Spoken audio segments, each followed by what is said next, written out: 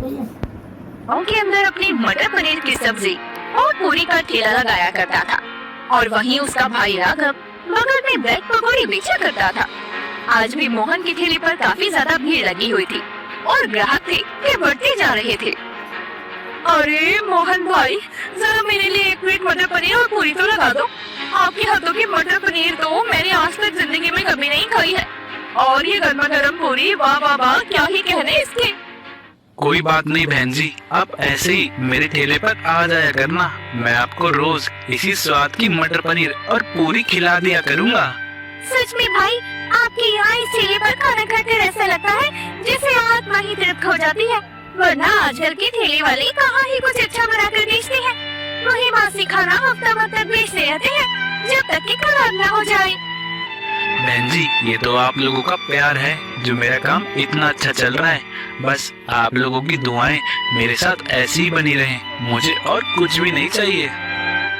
मोहन यूं ही मेहनत से अपना मटर पनीर और पूरी का ठेला चलाया करता, तो वहीं राघव को अपने ही सगे भाई से बहुत ज्यादा जलन हुआ करती, क्योंकि उसका काम ज्यादा अच्छा नहीं चलता था। राघव अपने ठेले पर खड़ा हुआ बोलता है, न जाने ये मोहन ऐसा कौन सा मिर्च मिलाकर मटर पनीर की सब्जी में बेचता है जो उसका ठेला इतना बढ़िया चलता है। मेरे ब्रेड पकोड़े भी तो बढ़िया ही होते हैं यार, लेकिन मेरे ठेले पर तो एक मक्खी भी नहीं भिनभिनाती। तभी राघव के ठेले पर भी एक ग्राहक आता है और राघव से पूछता है, भाई, ये ब्रेड पकौड़ा कितने का दिया है? 20 रुपए का है भाई, आप बताओ कितने लगा दो आपके लिए। कैसी बात कर रहे हो? 20 रुपए का ब्रेड पकौड़ा खाने से अच्छा है मैं 30 रुपए की मटर पनीर और पूरी की थाली ना खा लूं मोहन भाई से। मटर पनीर और पूरी में तो मेरा पूरा पकने का दिया है। 20 रुपए का है भाई, आप बताओ कितने लगा दो आपके लिए। कैसी बात कर रहे हो? 20 रुपए का ब्रेड पकौड़ा खाने से अच्छा है मैं 30 रुपए की मटर पनीर और पूरी की थाली ना खा लूं मोहन भाई से।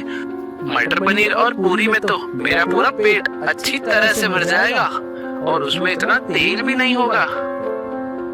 ये बात सुनने के बाद राघव अब चिढ़ जाता है और उस ग्राहक को जवाब देता है, और ठीक है, तो मेरे यहाँ आकर मेरा समय बर्बाद करने की क्या जरूरत है। जाओ जाकर उस मोहन के ठेले के अंदर ही घुस जाओ। तभी तो तुम कंगाल के कंगाल हो, तुम्हें तो बात करने की तमीज भी नहीं है कि ग्राहकों से कैसे बात की जाती है।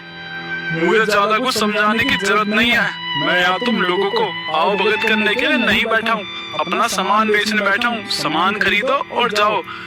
अब तुम लोगों की तारीफों के पुल थोड़ी बनाता रहूंगा मैं। मेरा काम ब्रेड पकौड़े बेचने का है, तुम लोगों की तारीफ करने का नहीं। खाने में स्वाद खाने के मसाले के साथ साथ प्यार से बोली गई बातों से भी आता है, लेकिन तुम जैसा खड़ूस इंसान यह कभी भी नहीं समझेगा। ऐसे ही राघव और मोहन अपना ठेला लगाते रहते हैं। शाम के समय दोनों के दोनों अब अपना ठेला बंद करके घर आ जाते हैं। घर आते ही उन दोनों के पिता शंभू ने उनसे पूछा, तो मेरे बच्चों, कैसा चल रहा है तुम दोनों का काम? तुम दोनों को कोई दिक्कत और परेशानी तो नहीं है ना? नहीं बाबा, सब कुछ बहुत बढ़िया चल रहा है और आज तो कमाई भी दुगनी हुई है। मैं तो सोच रहा हूँ कि अभी किराए की दुकान खरीद ही लेता हूँ। अब ठेले पर वो मजा नहीं है। अगर दुकान होगी तो ग्राहक आराम से बैठकर खा सकते हैं और मटर पनीर का स्वाद ले सकते हैं। अच्छा, तो मोहन भाई का काम तो चलेगा ही, क्योंकि पिताजी अपने चलता हुआ मटर पनीर का ठेला मोहन को जो दे दिया और मुझे ब्रेड पकौड़े का ठेला। अरे हर कोई मटर पनीर की सब्जी और पूरी खाने के लिए आ जाता है, मेरे ब्रेड पकौड़े को तो कोई देखता भी नहीं है। ये तुम दोनों की मेहनत का फल है। जब से मैं ठेला चलाता था तब ब्रेड पकौड़े और मटर पनीर दोनों के ठेले चलते थे, लेकिन बुढ़ापे में मैंने अपना एक एक ठेला तुम दोनों को दे दिया। पिताजी, बुरा ना मानना, आप दोनों भाइयों में पक्षपात करते हैं। अगर आप मेरे पति को मटर पनीर और पूरी का ठेला लगाने देते तो अब तक वो मटर पनीर और पूरी की खुद की दुकान भी खोल चुके होते, पर आपने उन्हें एक सीधा साधा सा ब्रेड पकौड़ी का ठेला पकड़ा दिया जो कि बिकता भी नहीं है। भाभी, ये आप कैसी बात कर रही हैं? ये ठेला तो मैं अपनी मेहनत से चला रहा हूँ और आप इसमें भी दोनों भाइयों की तुलना कर रही हैं। तेरी भाभी बिल्कुल ठीक कह रही है। जरा कुछ दिन ये ब्रेड पकोड़े का ठेला चला कर देख, तुझे पता चल जाएगा। मैं भी तो देखूं तू मटर पनीर की सब्जी अच्छी बनाता है या तुझे लगे बंदे ग्राहक मिले हैं? वैसे भी ब्रेड पकोड़े 20 रुपए का मिलता है और मटर पनीर क्या कर रही है? देखो, तू मटर पनीर की सब्जी अच्छी बनाता है या तुझे लगे बंदे ग्राहक है ना? ठीक है भाई, अगर आपको ऐसा ही लगता है तो यही सही, कल से ही मैं ब्रेड पकोड़े का ठेला लगा लूंगा और आप मटर पनीर और पूड़ी का ठेला लगाना। देखते हैं क्या होता है।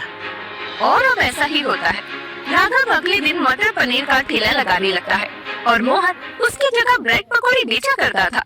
राघव के आधे ही दिन में बहुत अच्छी कमाई हो जाती है और उसकी सब्जियां कम पड़ जाती है और वो सोचने लगता है, सही फैसला लिया मैंने मोहन से ठेला वापस लेकर, लेकिन सब्जी तो कम पड़ने वाली है। कोई बात नहीं, जब घर में सब्जी कम पड़ती थी तो माँ उसमें पानी मिला देती थी। मैं थोड़ा पानी मिलाकर मसाले छिड़क देता हूँ, किसी को क्या ही पता चलेगा। इसके बाद में अब राघव अपनी सब्जी में पानी और मसाला मिला देता है और पूरियों का आकार भी छोटा कर देता है। अब ग्राहक जैसे ही वो मटर पनीर की सब्जी और पूरी खाते हैं तो उसमें से नुक्स निकालने लगते हैं। अरे भैया, ये कैसी सब्जी बनाई है राघव जी? ये तो पानी पानी लग रही है। मोहन भाई तो कितनी गाढ़ी हलवाई जैसी सब्जी बना कर देते थे। उनकी तरी में तो इतना तगड़ा स्वाद था और ये तो बिल्कुल पानी है, पानी। और ये पूरियाँ, ऐसा लग रहा है कि कोई बच्चा बेल रहा हो पूरियाँ। इतनी छोटी पूरियाँ भी होती हैं क्या? मोहन भाई की पूरियाँ तो रोटी के आकार की होती थी। 3-4 पूरी में ही ऐसा पेट भर जाता था। देखो भाई, तुम लोगों को लगता है मोहन ने ज्यादा ही सर पर चढ़ा रखा है। यह वही सब्जी वही पूरी है जैसी वह बेचता था। बाकी तुम्हारी मर्जी है, खाना है तो खाओ वरना चलते बनो। मेरे ठेले पर रोज अब 100 लोग आएंगे। 2 लोगों के जाने से मुझे कोई फर्क नहीं पड़ेगा। ठीक है, फिर हम मोहन भाई के ठेले का ब्रेड पकौड़ा ही खा लेंगे। कम से कम 20 रुपए का आएगा और पेट भी थोड़ा बहुत भर ही जाएगा। उसका स्वाद भी अच्छा ही रखा होगा मोहन भाई ने और 10 रुपए में जेब में बच भी जाएंगे। चलो भैया मेरे साथ तुम भी। ग्राहक ने जैसे ही चलो भाई बोला, वैसे ही कई और सारे ग्राहक भी उसके पीछे पीछे राघव के ठेले से निकल गए और मोहन के ठेले पर आ पहुँचे। ग्राहक ने मोहन के ठेले पर जाकर मोहन से कहा, यार तो अब हमें समझ आ गया कि तुम दोनों भाइयों ने ठेले की अदला बदली की है। जरा आप अपना ब्रेड पकौड़ा हमें भी खिला दो, हम भी देखें कि ठेले के साथ साथ क्या स्वाद में भी अदला बदली हुई है क्या। ठीक है भाई, तुम 2 मिनट रुको, मैं ब्रेड पकौड़े गर्म करके लगा देता हूँ। मोहन घर पर बनाया हुआ पनीर मटर पनीर की सब्जी के लिए इस्तेमाल करता था और पूरी में भी थोड़ा घिसकर पनीर डाला करता था।